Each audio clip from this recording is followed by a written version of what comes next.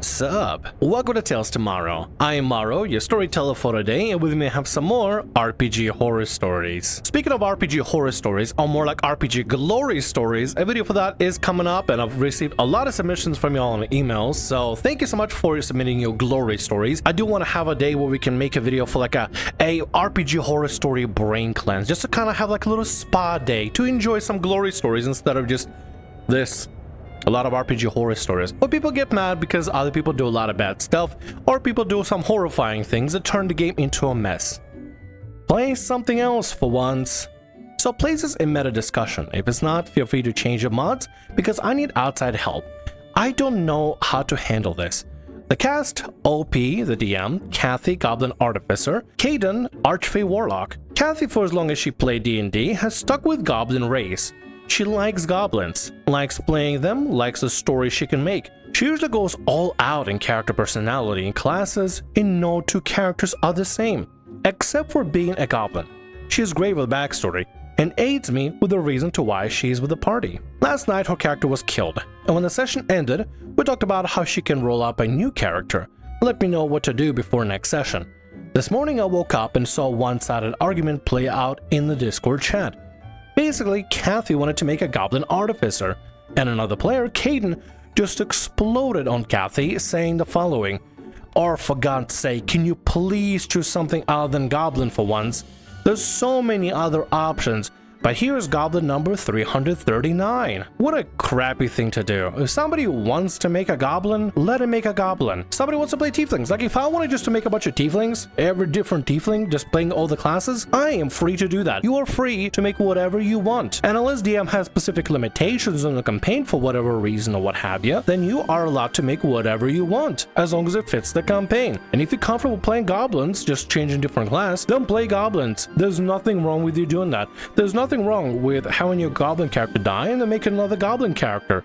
Do whatever you want to do. It's your character. It's your time spent wisely." Kathy responded with how she likes playing new classes, but the familiarity of the Goblin species helps her be able to fit into a character a bit more. Caden continued texting, but Kathy has been on since, and I don't know what to do. Kathy isn't a chaotic gremlin that does crap for the lulz. She does make characters that jive with the group and are fun to play, but I don't know what to do. Still want to allow Kathy to have fun with her character, but I'm just stuck on what to do. And like you said, OP, Kathy's not making character just, chaotic Goblin for the lulz. They're making a character that works well with the party. And if they're comfortable playing Goblin, let Kathy play Goblin. Unless you have a specific problem with it, then I think it's a-okay for Kathy to do whatever the hell she wants to do. I feel like you just need to tell Caden to pipe down and not make it such a big deal. Let Kathy make whatever she wants to make. And if Caden doesn't like it, they can leave. If one player making Goblins enough for the other player to throw a fit over that, just because it's just like, all you do is make Goblins, they're allowed to make whatever they want to make. So unless you have some sort of a problem with it and the rest of the table have a massive problem with yet another Goblin, let Kathy play Goblin. Simple as that. Anyway, let's get to the next story for today. Problem player added to long-term table without asking the group. This mostly just blowing off steam and brainstorming a way to approach the GM or the problem player in a constructive way. So if anyone has any feedback or opinions, it is appreciated. I know I haven't read far, but I would say talk to them directly and discuss with them, as a group maybe, or one-on-one. But let's read the story, figure out the context. I play in a monthly GTRPG, Pathfinder, over Discord, because most of the players live across the country. We've been playing this campaign for nearly 5 years. Our group is large for a Discord game. 6 players plus GM for story's sake. I'll call this game A. A different game, Game B, that some of us played in, was put on hiatus due to various reasons, and the GM getting busy IRL. Player from Game B is invited to be a temporary character while the other game is on hiatus by Game A's GM, pushing Game A to 7 plus GM. Now this player had some problematic tendencies, i.e. talking over people, spotlighting, overtaking scenes, trying to hoard and gatekeep any lore, making rolls when not prompted or asked the GM, metaing, storylines or private conversations between the other PCs, the list goes on. This guy also acts like a whiny brat when confronted with any attempt to curb their behavior. You can guess that a few of us were reluctant or irritated by this, but the GM didn't ask the group from game A and added the guy to the next session. Whoa, okay, that's a problem immediately. Listen, if you already have a group that you're playing with and you have another player you want to bring into the group, the one thing you should probably do, the simplest thing to do, is ask the rest of the party if that's okay to do, if they're fine with the person being added and that specific person. Have a group vote, check between everybody. If I need to make any sort of decisions for my D&D campaign that's going to affect people greatly, especially the players, I make sure to check with everybody, make sure they're okay with the stuff that is being introduced and get the general consensus on what everybody feels. If it's something for background of the campaign, I want to make sure that I talk with all the DMs, Micah and Mary.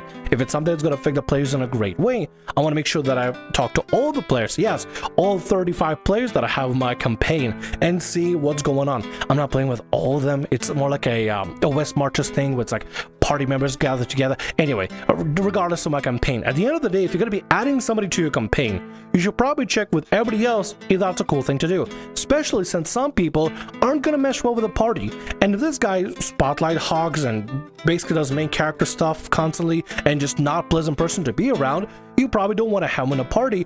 Or the least you can do, ask the other players if they want to have them in a party before just thrust them into the party without anyone's consent or choice. After the plotline resolved in game A that he was a guest character in, the GM decided to invite the guy to be a permanent addition to the game, which many of us are not happy about. This player has continued previous behavior to the point where I called him out after he continued to talk over one of our players. NBAFAB. Have no idea what that means, I'm sorry. Multiple times in one session, and was jumping in front of them to try to make as many rolls as possible before they could. Last game, he inserted himself in a private scene and just started making rolls without prompting from the GM and telling people what he got, so you could get the cool lore before anyone else in the scene. I also felt like this guy cheats something fierce, as I've never seen someone get that many nat 20s a session. Putting yourself in private moments, that's bad manners. Rolling without a reason just to get some sort of brownie points and extra stuff from the DM, also bad manners. Everything the guy is doing, interrupting and talking over people, also bad manners. Why would the DM think it was a great idea to introduce somebody that's going to be so disruptive to the game? We use the honesty system, so everyone can roll their own dice, since many of us had custom or personalized dice for our characters prior to going online during the pandemic. And this player takes full advantage of it. Some people are going to take the honesty system and they're going to abuse it. They're going to be very dishonest about it. The easiest way to do so, if you're playing on like a BTT, roll in the game every single time, no matter what. Doesn't matter if your dice area looks pretty, or you want to be able to use your physical dice, you want to have the roll in the dice. No, virtual dice exists for a reason. You can also roll in Discord using a Discord bot. That's right there, so make sure that everything is out in the open and nobody can cheat. The whole point is to not cheat. But if you're suspecting everybody is cheating, or some people are cheating, public roll using virtual dice. The GM never calls this guy out for any of his behavior, and almost seems to cater to his behavior in some cases. I would attempt to prompt a conversation with the GM, but have not received a response. One of the other players was going to do the same. Most of the group is non-confrontational and avoids any form of player conflict, so it's difficult to get anyone to say anything even when they agree that this guy is problematic. This game is still fun, but most of the sessions are now overshadowed by this guy's poor behavior. Maybe the DM has a crush on a problem player, I have no idea what's going on, but either way, y'all need to gather together, lock it in, and talk to the DM directly. Have a full meeting before session, or during one of your regular sessions, turn into a proper meeting where you can talk about the problems of here before the new guy is in. Discuss with them ahead of time, tell everybody to be included on it, and voice your concerns and opinions to the DM. If the problem player is ruining your experience, and the DM is not willing to budge or trying to change things or talk to the problem player, or, in fact, remove the problem from the party, then it sounds like it just won't be worth it, because even though the game is fun, it's constantly going to be bogged down or ruined. But there's one dickhead that comes over and hogs the spotlight and inserts themselves everywhere and rolls non-stop and interrupts people. It's just going to turn into a mess. And if the DM still doesn't want to budge for whatever reason, say screw it, start your own group without the DM, one of y'all DM, and continue from there. That's the only thing I can recommend, because y'all seem to enjoy the time that you have, but like, if only the DM just didn't invite the problem player. I don't know why. Why can't you just ask the rest of the players, hey guys, is it cool if I invite this guy? No? Okay, I won't invite him then. Problem solved. You wouldn't even have a post at that point if the DM just communicated about the initial invitation of the guy, instead of just thrusting them in without checking their own videos. Anyway, let's get to the next story for today. Incel ruins his niece's D&D game. I play Dungeons & Dragons with a group of friends who I go to school with. Me, Tabaxi Druid, 2 other guys, Human Warlock and Hobgoblin Fighter, and Human Warlock's sister, Human Monk.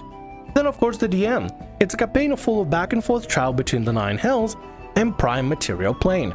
We usually meet up at the DM's house. She lives with much of her extended family, including her uncle. He is her mother's younger brother. About 5 sessions in, he starts begging the DM to let him play too. She was kind of reluctant at first because, in her words, he's kind of cringe and a man-child, but 2 sessions later, she let him roll up a character, a lizard folk wizard. I feel like this is gonna be our incel. Maybe. Oh, but having your family join in and be the problem? God, that would be so embarrassing. Anyway, let's continue. So he joined us in a random town that wasn't really noteworthy. We had a few sessions on a road where nothing of note happened. But once we got to the city, his antics really started getting going. He would from here on out be a wild horn dog and be as maximally weird about it as possible when his niece refused some of the more graphic and or creepy requests, like him using Mage Hand on a princess to grab her cat. Trying to figure out a way to censor it. He would then go and rant about how he feels women shouldn't be DM, and then play off the rant like, I'm just teasing you, DM. You have a female DM and you say women shouldn't be DM. That would be an instant kick for anybody with any kind of sensibility.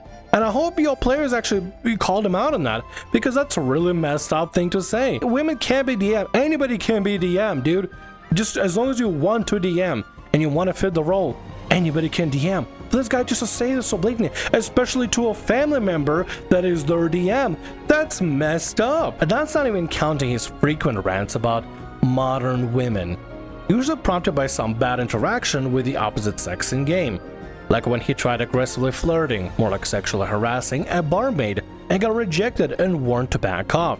He went on a rant about how impossible it is for men to get laid these days, and how you can't even look at a woman nowadays without the bitch crying struggle snuggle. Actually is an incel. Jesus Christ. He legitimately seemed to think what he was saying was funny or relatable.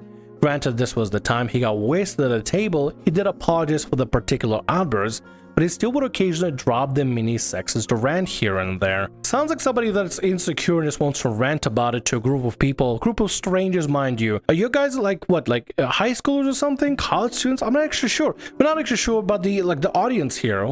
I just double checked. It doesn't specify, but I'm assuming y'all are like high school, maybe college. I hope not high school, because high school students should not be listening to this nonsense. And even then, college students should not be listening to this nonsense. Nobody should be listening to this nonsense. I should be playing D&D and not listen to some man-child rant about being a loser. The final straw, though, was when we encountered a family of travelers who happened to be carrying a loot. That guy was drunk. Again, a mom, a dad, a son, young adult, and a daughter, young teen. Hobgoblin Fighter killed the parents, and the son, cause he's kind of a murder hobo, and Uncle Lizard Wizard helped him kill him. After they died, he then said, "Leave the girl, she's mine." In a fit of adrenaline, I can't help myself as I pin the screaming little, "Whoa, oh, oh, oh." I'm not reading any of that. If you want to read it for yourself, I'm not reading that out loud. Firstly, because the YouTube gods will strike me down immediately. Second of all, oh my fucking god. Jesus Christ. The guy had so much pent-up aggression in him. He's just letting it all out in his D&D campaign. What the DM then said, "Before you do literally any of that, she reveals herself to be a dragon made of magma."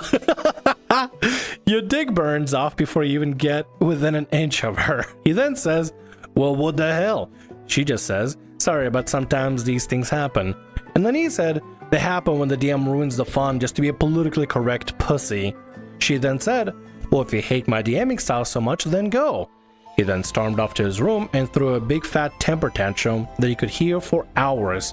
She was just glad her parents weren't home so she could avoid the family drama. Yeah, calling thwarting struggle snuggle politically correct. Yeah, sure. It's hilarious. It's absolutely funny. This guy's using every excuse in the book in order to be like, well, I can get my things. It must be political correctness. No, it's because you're going for a struggle snuggle with somebody in game that's clearly not of age, and it's extremely creepy. The DM just tired of your nonsense. I'm glad the DM did it. Honestly, you know, actions have consequences, and this is a great consequence, honestly. Probably would have been easy just to be like, nope, you don't do that. You die. You're out. You're gone. Get out here. Get out, uncle. Get out, uncle pervert. Afterwards, he begged to be let in again and again over the course of the week. And unfortunately, DM agreed on the condition that he is to abstain from alcohol the entire day before playing a D&D game. One more mess up and he is out. I told her I think letting him back in was a bad idea and that I genuinely feel he's ruining the game, but she is going to give him one more chance, so we just told her we'll be there to support her if he acts like a jackass again, in or out of game. I understand why she did that. Because he's family. And listen, every family is extremely complicated. When it comes to family stuff, it gets way more complicated than it should. And sometimes you want to go a little bit easy on your family. However, it's good that the other players have their back, and they're going to be looking out for this behavior and calling out whenever it happens. Being on watch about this stuff and clapping it down easily, that's great, especially since the guy is on his last straw. Probably better not to let him in, but like I said, family is extremely complicated. That's a grown-ass man that's doing this, by the way. A grown-ass man-child that probably doesn't have a job, probably is unemployed, staying at the family member's place and just crashing there doing absolutely nothing except drinking and playing D&D. Well handled, extremely well handled, kudos to the DM and the rest of the group, but like, good lord. Wild, dude. And with that, that's gonna be all our stories for today. I want to thank you very much for watching, and thanks so much for being here. If you like what I do, consider subscribing to the channel and leaving a like. Also, if the RPG Horror Stories ever goes down, or if you want to submit your own personalized horror story, email is down in the description below. I'll see you again in more Tales Tomorrow. Bye-bye.